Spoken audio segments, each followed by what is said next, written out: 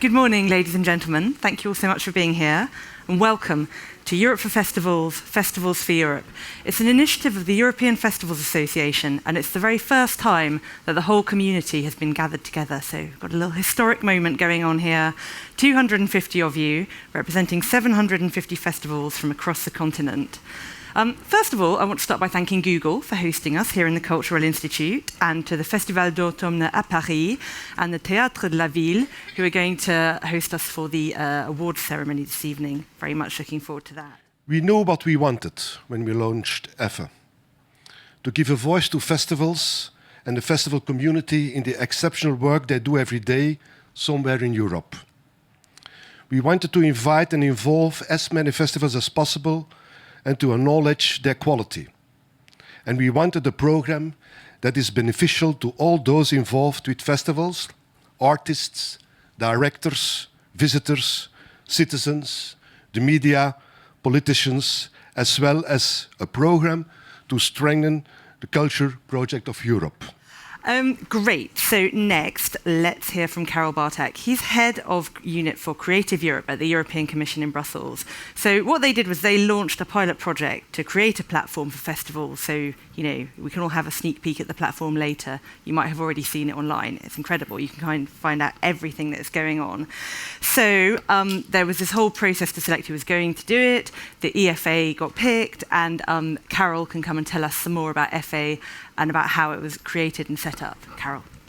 For us, it is very important today for the European Commission to support festivals, because festivals are becoming, and you are the best place to know that, more and more important in Europe. The landscape is changing very, very fast under the influence of the digital shift and many other things. Festivals are, in a way, the blood of which is circulating in the veins of European cultural landscape and European cultural community. Let's hear from Laurent Gavot. He's director of the lab here at the Google Institute. We might be able to go and have a play with some of the cool things in there later, if we ask nicely. Maybe a word of context about why you're here. You might be wondering and not know about the Google Culture Institute. So in 2 words, we've been founded 5 years ago as a non-profit initiative by Google, whose goals and mission are to create tools for the cultural sector. We started with 17 museums about 4 years ago. It was the British Museum, l'Hermitage, I don't know, the Palace of Versailles in France, and start seeing what are the tools, what are the means, what are the resources that Google can produce to help cultural content to get a better place online, especially local heritage. Now we have more than 850 partners around the world, 50% of them being European, so we're very pleased about it. We want to do more. We want to start this collaboration, this discussion around performing art. We're all today focused mostly on museums and archives and contemporary art, so we are very open to any kind of discussion you want to have with us in the coming day. After you all put your festivals online, after you filled the form in, what happened next was these guys and their colleagues decided. So let me ask Mark Russell, who is from the EFFE International Jury and head of the Under the Radar Public Theatre Festival in New York, to come join us.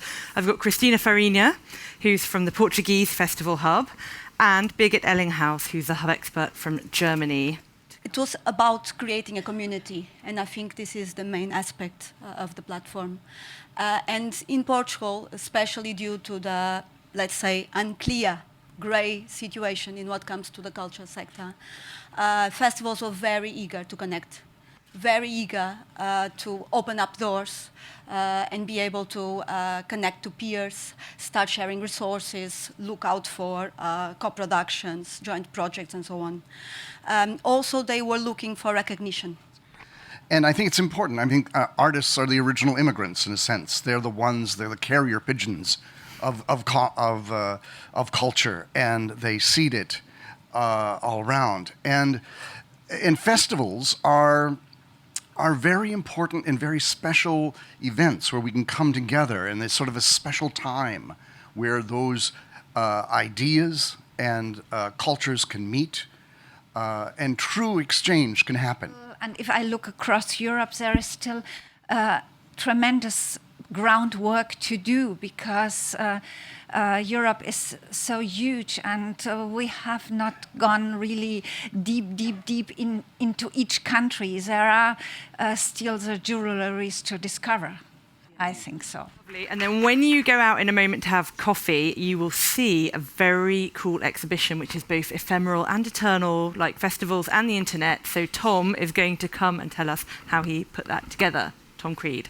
But you'll see the exhibition is on some screens around the building. And it's just a short survey that we've put together in collaboration with the Google Cultural Institute to give a snapshot of what we observed as the jury were some of the trends in contemporary European festivals now.